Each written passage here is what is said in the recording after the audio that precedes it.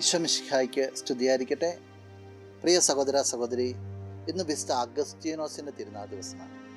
മഹാവിശുദ്ധനാണ്, വലിയ പണ്ഡിതനാണ്. ഈ വിശുദ്ധൻ്റെ തിരുനാളിൻ്റെ മംഗളങ്ങൾ നിനക്ക് സ്നേഹപൂർവ്വം നേരുക.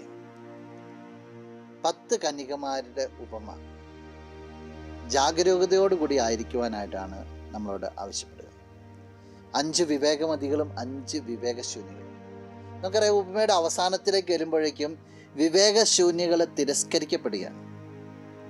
അവർ നിന്നത് ഈ മണവാളിന് വേണ്ടിയാണ്, അവർ ജീവിതത്തെ ക്രമീകരിച്ചത്. പക്ഷെ മണവാളൻ തന്നെ അവരെ തിരസ്കരിക്കുക, അറിയില്ല എന്ന് പറയുക. ഇത്ര കഷ്ടമാണെന്ന് നോക്കി. ആർക്ക് വേണ്ടി നിലകൊണ്ടോ അവർ പറയുകയാണ്, ഞാൻ നിങ്ങളെ അറിയത്തില്ല.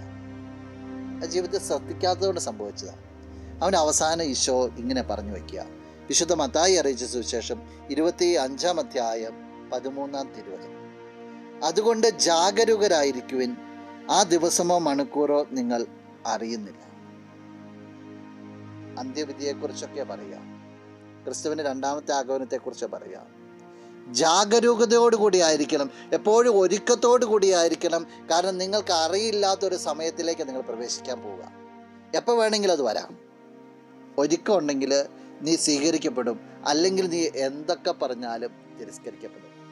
നീ ചിലപ്പോൾ അവൻ്റെ നാമത്തിലായിരിക്കും നടക്കുന്നത്, അവന് വേണ്ടിയായിരിക്കാം നിലകൊള്ളുന്നത്. പക്ഷേ ഒരുക്കം നിന്നിലില്ലെങ്കിൽ നീ തിരസ്കരിക്കപ്പെടും. പക്ഷെ വ്യക്തമായിട്ടാണ് ഇവിടെ സൂചിപ്പിച്ചിരിക്കുന്നത്. ഒന്ന് നോക്കണേ ജീവിതത്തിലേക്ക്.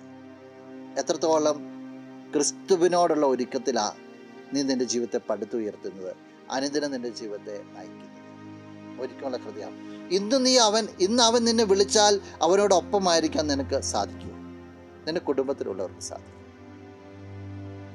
ജീവിതത്തിൻ്റെ എല്ലാ മേഖലകളെയും വെച്ചിട്ട് ഒന്ന് പരിശോധിക്കും.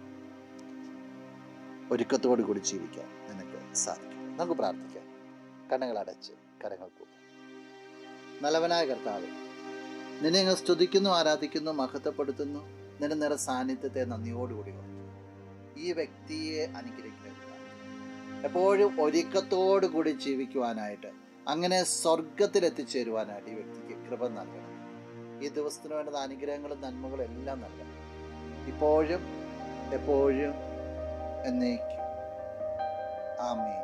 നീ പരിശുദ്ധൻ, നീ എന്നും സ്തുതി.